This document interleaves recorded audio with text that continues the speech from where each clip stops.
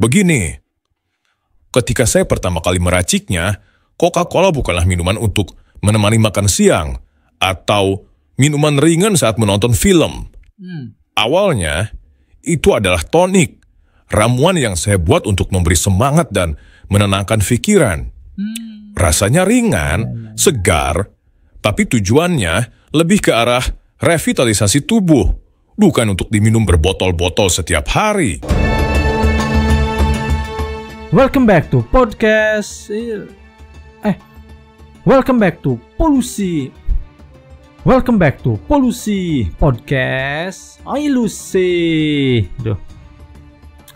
Penonton, di hadapan saya sudah duduk seorang apoteker, seorang penemu, dan tanpa sadar seorang yang menciptakan minuman pemersatu bangsa. Beliau adalah penemu dari minuman yang kini menjadi bagian dari hampir setiap meja makan di dunia, yaitu Coca-Cola. Dr. Pemberton, sungguh kehormatan besar bisa berbincang dengan Anda di sini. Bagaimana rasanya melihat nama Anda diabadikan dalam suatu brand yang mungkin bisa dibilang raja dari minuman ringan bersoda? Terima kasih atas sambutannya. Tapi jujur, sulit diungkapkan dengan satu kata. Karena saya menciptakan ramuan itu di masa yang sangat berbeda, penuh luka, keresahan, dan pencarian. Siapa yang bisa menduga bahwa cairan dari laboratorium kecil saya di Columbus itu kelak akan menjadi simbol dari kegembiraan, pertemuan, dan bahkan gaya hidup. Oh iya, Anda seorang apoteker yang hidup di tengah masa pasca Perang Saudara Amerika, kan? Boleh diceritakan, dokter, apa sebenarnya yang mendorong Anda menciptakan ramuan ini? Apakah memang murni untuk pengobatan? Ya, benar. Saya hidup di zaman itu. Masa di mana Amerika sedang mencoba menyembuhkan dirinya sendiri setelah perang yang panjang dan menyakitkan. Saya melihat banyak pria yang pulang dari medan perang dengan tubuh rusak dan jiwa yang lebih rusak lagi. Dan saya salah satunya. Jadi Anda juga terluka dalam perang itu? Benar. Sebuah luka sabetan pedang di dada kiri. Tidak terlalu besar, tapi cukup untuk mengubah seluruh hidup saya. Saya diberikan morfin untuk menahan rasa sakit. Dan seperti banyak veteran lainnya, saya akhirnya bergantung pada itu. Sebagai apoteker, saya tahu betapa berbahayanya ketergantungan itu. Jadi saya mulai berpikir, apakah tidak ada cara lain untuk mengobati tanpa merusak diri sendiri? Dari sanalah ide ramuan itu lahir. Bukan dari laboratorium besar, tapi dari keputusasaan seorang manusia yang ingin terlepas dari belenggu.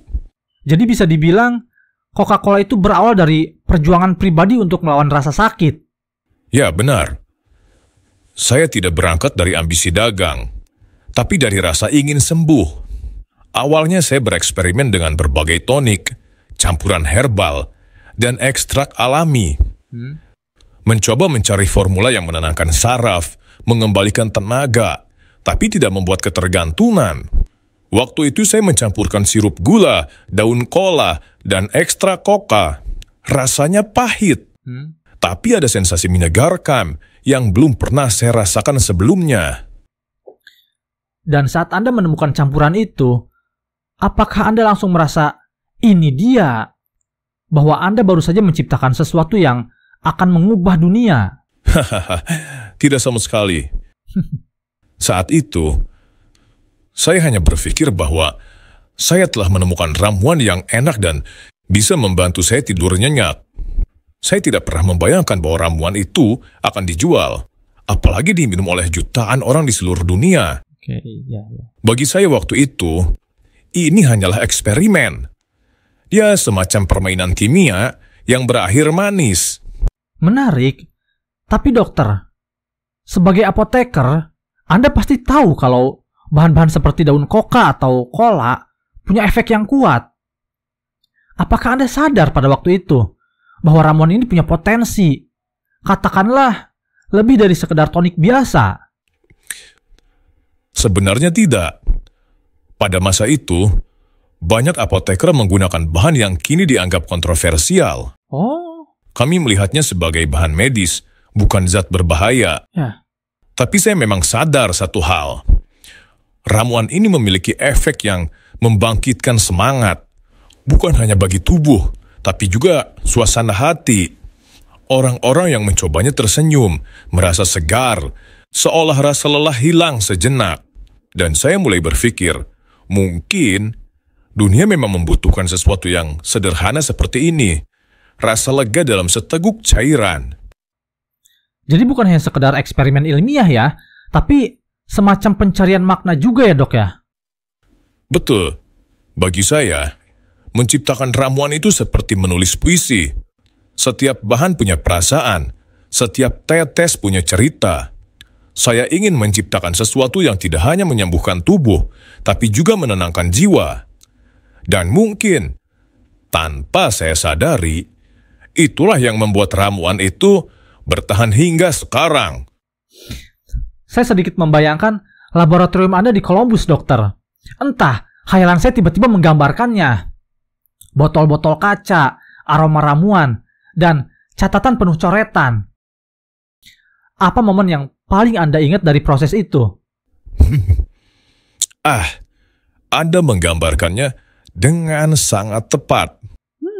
Ya, laboratorium kecil saya di Columbus itu mungkin tidak terlihat istimewa bagi siapapun. Hanya meja kayu sederhana, beberapa tabung kaca, dan rak penuh botol yang aromanya bisa membuat siapapun pusing sebelum sempat memikirkan inspirasi. Tapi bagi saya, itu adalah dunia kecil, tempat segala hal bisa terlahir. Tapi di antara semua proses, mencampur, menakar, dan menulis catatan, apa momen tertentu yang benar-benar melekat di ingatan Anda, dokter? Oh, tentu. Saya masih ingat hari itu. Saya sedang bereksperimen dengan formula baru, mencoba menyeimbangkan rasa pahit dari daun koka dengan sesuatu yang lebih lembut. Saya menuangkan sedikit sirup gula, menambahkan ekstrak kola, lalu secara tidak sengaja menumpahkan air berkarbonasi ke dalam campuran itu. Tiba-tiba cairannya berbuih, aromanya berubah, dan ketika saya mencicipinya, rasanya segar luar biasa. Rasanya bukan obat, bukan pula tonik biasa. Rasanya seperti hidup. Jadi bisa dibilang, momen kecelakaan itulah yang menjadi titik lahirnya Coca-Cola. Betul sekali. Kadang penemuan besar tidak datang dari kesempurnaan, tapi dari kesalahan yang disambut dengan rasa penasaran. Saya tidak marah saat ramuan saya berbuih. Saya justru tertawa. Dan disitulah saya sadar, mungkin Tuhan sedang bercanda lewat percobaan saya hari itu. Dan dari situ, Anda langsung tahu bahwa Anda menemukan sesuatu yang berbeda. Ya, tidak seinstan itu juga. Saya masih mengutak-atik rasanya selama berhari-hari. Saya mencatat setiap takaran, seberapa banyak sirup, seberapa kuat ekstrak, bahkan suhu ruangan. Saya ingat malam-malam panjang di mana saya hanya ditemani cahaya lampu minyak dan suara letupan kecil dari reaksi kimia. Peletuk-peletuk begitu? Ya, benar. Tapi setiap kali saya mencicipi hasil percobaan, saya merasa semakin dekat dengan sesuatu yang tepat. Bukan hanya di lidah, tapi juga di hati. Seolah Anda tidak sekedar mencampurkan bahan, tapi menciptakan emosi dalam bentuk cairan. Ya, mungkin begitu. Karena saya percaya, setiap ramuan punya jiwanya sendiri. Jika dibuat dengan niat baik, ramuan itu akan membawa perasaan baik bagi yang meminumnya. Dan malam itu, di laboratorium kecil saya merasa ramuan itu hidup. Buihnya seperti bernafas, aromanya seperti berbicara. Itu aneh. Tapi saya tahu, saya tidak lagi hanya membuat tonik. Saya sedang menciptakan sesuatu yang akan meninggalkan jejak panjang di dunia. Wow, itu terdengar seperti momen yang benar-benar magis. Mungkin kalau saya ada di sana, saya juga akan berpikir, ini bukan sekedar cairan. Ini sesuatu yang akan mengubah sejarah. Hahaha. Andai saja saya punya keyakinan sebesar itu waktu itu. Tapi saya hanya berpikir, ini rasanya enak. Mungkin bisa dijual di apotik. Siapa sangka, ratusan tahun kemudian, orang-orang meminumnya di bioskop, di stadion, bahkan di luar angkasa. Lucu ya, sebuah percobaan sederhana di meja kayu, kini menjadi bagian dari kehidupan di seluruh planet. Sungguh luar biasa. Dari tumpahan air soda, lahirlah sebuah legenda. Kadang, kebetulan adalah cara alam semesta berkata, sudah saatnya sesuatu yang baru lahir. Dan malam itu, saya rasa semesta sedang tersenyum pada saya. Nama Coca-Cola terdengar begitu pas, ringan, berirama, dan mudah diingat. Siapa sebenarnya yang menamainya? Anda atau Frank Robinson, rekan Anda itu? Wah, pertanyaan yang bagus. Nama Coca-Cola itu lahir dari otak jenius seorang teman sekaligus rekan bisnis saya, yang Anda sebutkan tadi, Frank Manson Robinson. Oh. Dia yang pertama kali menyadari bahwa kombinasi kata Coca dan Cola dari bahan utama ramuan saya bisa menjadi nama yang menarik dan mudah diingat. Jadi Anda tidak menamai produk Anda sendiri? Hahaha, tidak. Saya tidak sepakat itu terhadap sisi pemasaran dan tampaknya. Oh, begitu. Saya adalah seorang apoteker yang sibuk menghitung takaran dan menulis formula.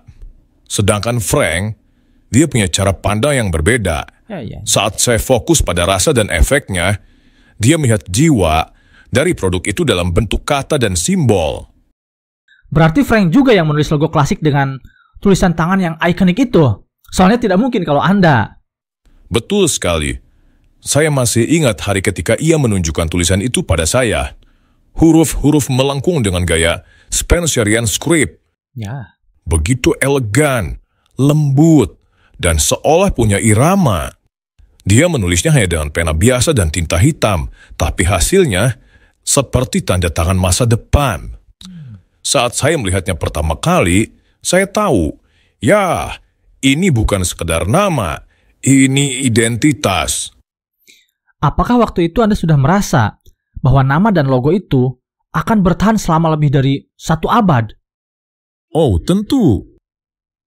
Tidak. Loh? Saya bahkan tidak yakin apakah orang menyukainya. Tapi Frank selalu berkata, nama yang mudah diingat akan hidup lebih lama daripada penciptanya. Dan rupanya, dia benar. Ya. Kini saya melihat nama itu di papan reklame, di botol, di poster-poster besar di seluruh dunia. Ya. Saya kadang berpikir, mungkin tulisan tangan sederhana Frank itu adalah ramuan kedua yang membuat Coca-Cola abadi. Oh, jadi ada 2 ramuan ya? Satu di laboratorium, satu lagi di atas kertas. Ya, saya membuat cairannya dan Frank memberi jiwanya. Tanpa nama dan logo itu, mungkin Coca-Cola hanya akan menjadi salah satu tonik dari sekian banyak ramuan di apotik. Tapi berkat sentuhan dan kreatifnya, minuman itu punya wajah. Dan wajah itulah yang diingat oleh dunia. Ada yang menarik nih, Dok. Kata Coca-Cola sendiri, kalau diucapkan, punya ritme yang enak. Coca-Cola. 4 suku kata yang terasa ringan di lidah. Seolah diciptakan memang untuk diingat oleh manusia. Anda benar sekali. Frank pernah berkata hal yang sama. Dia bilang, John, kalau seseorang bisa menyebutkannya sambil tersenyum, berarti itu nama yang bagus. Dan memang, coba perhatikan, siapapun yang mengucapkannya, tanpa sadar, bibirnya sedikit tersenyum. Itu sebabnya nama itu terasa hangat bagi siapa saja. Ya. Jadi bukan hanya rasanya yang menyegarkan, tapi bahkan namanya pun membawa perasaan positif. Benar. Dan saya belajar satu hal dari Frank, bahwa dalam setiap penemuan besar, selalu ada orang di balik layar yang tidak kalah penting. Saya menciptakan rasa, tapi dia menciptakan cara dunia mengingatnya. Dan sampai hari ini, saya rasa tulisan tangannya masih berbicara. Setiap kali seseorang membuka tutup botol itu dan mendengar suara psss kecil yang khas. Ya, seolah-olah dunia masih memanggil nama itu dengan lembut. Coca-Cola. Ya, nama yang sederhana tapi abadi. Betul. Tapi Dok, fun fact-nya, nggak tahu fun fact tahu, ya intinya sorry, maaf Dok, maksudnya faktanya. Banyak orang mungkin tidak tahu bahwa Anda sempat menjual hak paten Coca-Cola hanya dengan harga yang sangat murah. Dan kemudian meninggal sebelum melihat kesuksesan raksasa yang lahir dari tangan Anda sendiri. Nah, jika Anda bisa kembali ke masa itu, apakah Anda akan mengambil keputusan yang sama? Atau Anda akan mempertahankannya sampai akhir hayat Anda? Pertanyaan Anda. Ya, saya memang menjual hak paten itu dan dengan harga yang kalau dipikir sekarang sangat kecil. Saat itu, saya bukan seorang pria yang sedang bermimpi besar. Saya hanya seseorang yang sedang berjuang untuk bertahan hidup. Jadi keputusan itu bukan karena Anda tidak percaya pada ramuan Anda ya, tapi karena memang keadaan yang memaksa. Ya, saya sedang sakit, keuangan saya kacau, dan saya terus berjuang melawan ketergantungan morfin. Badan saya lemah, tapi pikiran saya masih penuh ide. Namun, ide saja tidak cukup untuk membayar obat dan tagihan. Saya menjual sebagian saham sedikit demi sedikit, bukan karena saya ingin, tapi karena saya harus. Dan saya tidak pernah menyangka bahwa di saat saya sedang kehilangan segalanya, justru dunia mulai menemukan minuman saya. Itu ironis sih. Anda kehilangan kendali atas karya Anda sendiri tepat sebelum karya itu meledak di pasaran. Ironi memang sahabat sejati para penemu. Kami menciptakan sesuatu dengan harapan membantu banyak orang. Tapi seringkali, bukan kami yang menikmati hasilnya. Saya sering berpikir, seandainya saya tahu bahwa Coca-Cola akan tumbuh sebesar itu, mungkin saya akan bertahan sedikit lebih lama, atau bernegosiasi lebih keras. Tapi saya rasa, Tuhan punya cara sendiri untuk menuliskan sejarah. Kalau begitu, bila Anda benar-benar diberi kesempatan untuk kembali ke masa itu, apakah Anda akan mengambil keputusan yang sama? Sebagian diri saya ingin berkata, tidak, tentu, saya akan mempertahankannya. Tapi bagian lain dari diri saya tahu, jika saya tidak menjualnya, mungkin Coca-Cola tidak akan menjadi seperti sekarang. Mungkin ia akan tetap menjadi tonik kecil di apotik Columbus, tanpa nama besar, tanpa logo merah itu. Mungkin justru karena saya melepaskannya, dunia bisa memeluknya. Ada benarnya sih. Jadi Anda melihat keputusannya bukan sebagai kehilangan, tapi sebagai bagian dari perjalanan. Benar. Terkadang, untuk sesuatu bisa hidup lebih lama, penciptanya harus rela melepaskannya. Saya kehilangan hak patennya, ya, tapi saya memberi dunia sesuatu yang tak bisa dibeli, yaitu warisan rasa. Dan bagi saya, itu sudah sangat cukup. Sudut pandang yang sangat bijak, dokter. Tapi tetap saja, rasanya pasti berat melihat orang lain menikmati kesuksesan dari sesuatu yang Anda lahirkan dengan darah dan air mata. Tentu berat, tapi bukankah setiap orang tua begitu? Kita membesarkan sesuatu dengan cinta, lalu pada akhirnya harus membiarkannya berjalan sendiri. Bahkan, jika ia pergi tanpa menoleh kembali. Saya rasa Coca-Cola seperti anak saya yang paling nakal. Ia tumbuh lebih cepat dari yang saya duga, pergi ke dunia luas, dan kini dikenal semua orang. Kalau itu bukan kebanggaan, saya tidak tahu lagi apa namanya. Indah sekali perumpamaan itu. Mungkin ya, terkadang kehilangan adalah harga dari keabadian. Tepat sekali.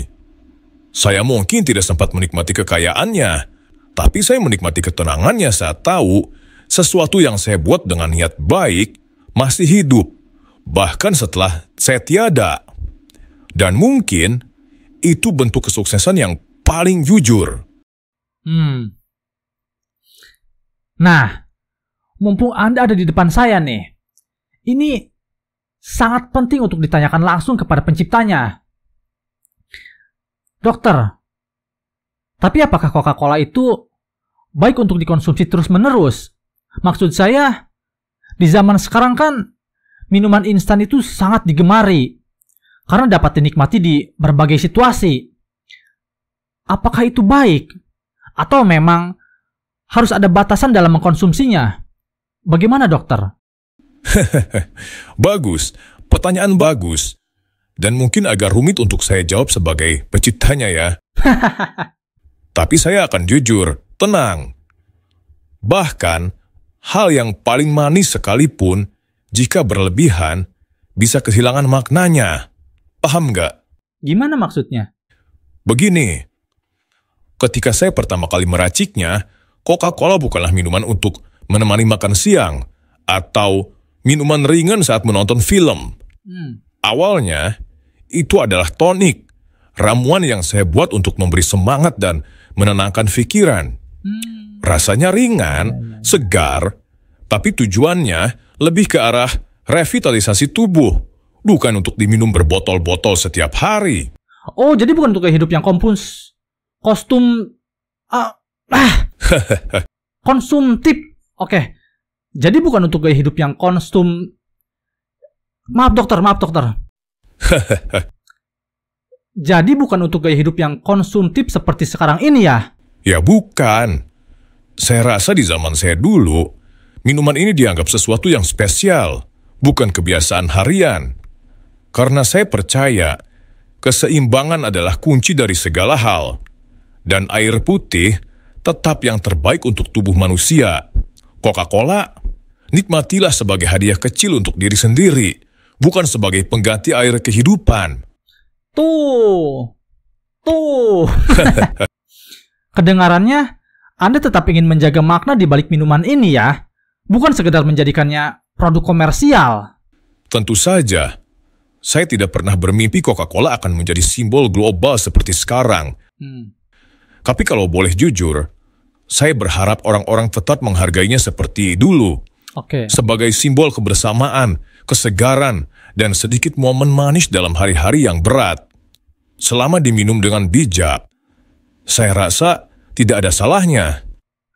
Jadi minum Coca-Cola itu boleh, asalkan tidak menjadikan itu kebiasaan. Benar, sama seperti hidup. Terlalu banyak manis bisa membuat kita lupa rasa yang lain dalam hidup. Sesekali teguklah kesegaran, tapi jangan sampai kehilangan keseimbangan. Coca-Cola diciptakan untuk menyegarkan dunia, bukan untuk menenggelamkannya dalam gula. Sebenarnya, dulu saya sangat sering minum Coca-Cola, dok. Karena saya sangat suka. Tapi ketika saya mulai sadar akan kesehatan, saya mulai mengurangi minum-minuman yang bersoda dan bergula. Bahkan, sudah hampir 7 bulan ini, saya belum meminumnya lagi. Dan saya menjadikannya sebagai minuman yang istimewa ketika nanti meminumnya lagi. Nah, itu bagus. Memang seperti itu harusnya. Dia akan terasa istimewa kalau kita jarang sekali menikmatinya. Iya, benar. Dokter, waktu Anda di dunia terbilang sangat singkat. Tapi, jejak Anda abadi. Nah, apa yang Anda pelajari dari perjalanan ini? Tentang penemuan, tentang ketamakan manusia, dan tentang arti sebenarnya dari kesuksesan. Pertanyaan yang berat, namun okelah. Saya rasa hidup saya memang sebuah eksperimen yang tidak pernah benar-benar selesai. Dan dari semua ramuan yang pernah saya campur, ternyata yang paling sweet adalah meramu makna kehidupan itu sendiri. Itu terdengar sangat filosofis, dokter. Boleh dijelaskan lebih dalam? Tentu, dengan senang hati.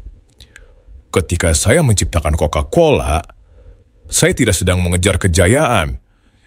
Saya hanya ingin menenangkan tubuh yang sakit dan pikiran yang lelah akibat perang, akibat ketergantungan morfin yang menjerat saya. Ya. Dan saya kira penemuan itu lahir dari rasa ingin menyembuhkan, bukan dari rasa ambisi untuk menguasai. Namun dunia punya cara sendiri untuk menafsirkan hasil karya seseorang. Maksudnya, Dok? Saya melihat bagaimana sesuatu yang lahir dari niat baik bisa berubah menjadi alat dagang, bahkan alat kekuasaan. Coca-Cola tumbuh menjadi kerajaan bisnis, dan saya tidak menyalahkan siapapun. Tapi disitulah saya belajar bahwa manusia seringkali lebih mencintai hasil daripada proses, lebih memuja kemasan daripada isi. Dan kadang lupa bahwa di balik setiap kesuksesan besar, ada seseorang yang mungkin menukarnya dengan rasa sakit dan pengorbanan. Anda bicara seolah menyindir zaman modern kita. Mungkin karena zaman tidak pernah benar-benar berubah. Hanya kemasannya yang berganti. Manusia dari abad ke abad selalu punya obsesi yang sama. Ingin dikenal, ingin kaya, ingin abadi. Padahal keabadian itu bukan tentang berapa lama nama kita diingat, tapi apa yang kita tinggalkan di hati orang lain. Oke, kalimat yang sangat dalam. Lalu menurut Anda, apa arti sebenarnya dari kesuksesan? Kesuksesan bagi saya bukan soal angka, bukan soal paten, bukan pula soal nama di botol. Kesuksesan adalah ketika sebuah ide yang lahir dari hati bisa memberi manfaat bagi orang lain, bahkan setelah kita tiada. Jika ada seseorang di luar sana yang meneguk Coca-Cola, lalu tersenyum di tengah hari yang berat, mungkin disitulah saya bisa berkata, mungkin inilah kesuksesan itu. Sebuah definisi yang sederhana, tapi justru terasa paling manusiawi. Kesuksesan sejati memang manusiawi. Ia bukan soal tepuk tangan, tapi soal ketenangan. Bukan tentang siapa yang lebih kaya, tapi siapa yang bisa tidur nyenyak di malam hari. Tahu bahwa ia telah melakukan yang terbaik untuk dunia. Dan Anda telah melakukan itu, dokter. Bahkan lebih dari yang Anda bayangkan. Kalau begitu, saya rasa hidup saya tidak sia-sia. Karena mungkin setetes minuman yang dulu saya buat untuk mengobati rasa sakit, meskipun hanya sekejap. Dr. Pemberton, terima kasih telah berbagi cerita tentang minuman yang menyegarkan dunia, tentang bagaimana rasa sakit, eksperimen, dan sedikit keberanian bisa menciptakan sesuatu yang abadi. Coca-Cola mungkin hanya seteguk rasa manis, tapi kisah di baliknya adalah sejarah tentang manusia yang mencari arti kehidupan itu sendiri. Kata-kata yang indah dan jujur itu membuat saya terdiam sejenak. Karena mungkin tanpa saya sadari, seluruh pelajaran hidup saya memang berputar di antara tiga hal itu. Rasa sakit, eksperimen, dan keberanian untuk mencoba lagi, meski sering gagal. Dan ternyata dari rasa sakit itu, lahirlah sesuatu yang justru membawa kebahagiaan bagi jutaan orang di seluruh dunia. Benar. Lucunya, kadang penderitaan adalah laboratorium terbaik bagi jiwa manusia. Benar. Ketika tubuh saya lemah dan pikiran saya gelap, saya menemukan satu hal yang tetap menyala, yaitu keinginan untuk menciptakan sesuatu yang baik. Coca-Cola bagi saya bukanlah minuman ajaib. Ia hanyalah simbol dari harapan yang sederhana, bahwa sesuatu yang pahit pun bisa diubah menjadi manis. Kalimat itu luar biasa, Dok. Sesuatu yang pahit bisa diubah menjadi manis. Dan sepertinya itu bukan cuma tentang minuman, tapi tentang hidup itu sendiri. Hidup itu ibarat seperti ramuan. Kadang rasanya aneh, kadang terlalu pekat. Tapi jika kita sabar mencampurnya dengan takaran yang tepat, hasilnya bisa jadi sesuatu yang menenangkan. Dan saya pikir, itulah pelajaran terbesar yang saya bawa dari dunia ini. Oke. Kalau Anda bisa berbicara kepada para pemuda yang sedang berjuang sekarang, mereka yang mungkin sedang gagal, putus asa, atau tidak dihargai, apa yang ingin Anda katakan kepada mereka? Oke. Jangan pernah berhenti bereksperimen anak muda, tapi jangan juga lupa, eksperimen terbesar adalah pada diri sendiri. Betul. Perbaiki niatmu, jaga keikhlasanmu, dan biarkan dunia menilai nanti. Ya. Kadang, apa yang hari ini dianggap remeh, bisa menjadi sesuatu yang abadi di masa depan. Seperti yang terjadi pada Anda, dokter. Mungkin, tapi saya tidak pernah menganggap diri saya legenda. Saya hanya seseorang yang mencoba bertahan dengan segenggam ide dan sebotol keberanian. Kalau akhirnya nama saya dikenang, saya hanya berharap bukan karena minumannya, tapi karena semangat di baliknya. Dr. Pemberton, terima kasih sekali lagi. Karena dari percakapan ini, kami belajar bahwa warisan terbesar bukanlah resep rahasia, tapi kisah di balik perjuangan untuk menemukannya. Dan jika ada yang bisa mereka ambil dari kisah saya, biarlah itu menjadi pengingat bahwa bahkan dari rasa sakit, sesuatu yang manis bisa lahir, selama ada keberanian untuk terus mencoba. Luar biasa. Terima kasih, Dr. Pemberton.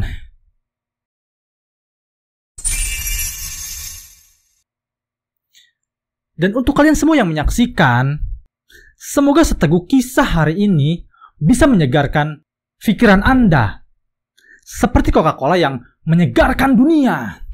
Sampai jumpa lagi di episode polusi berikutnya hanya di podcast. Sampai jumpa lagi hanya di podcast ilusi berikutnya. Gimana sih biasanya? Sampai jumpa lagi di episode berikutnya hanya di polusi podcast ilusi. Bye bye.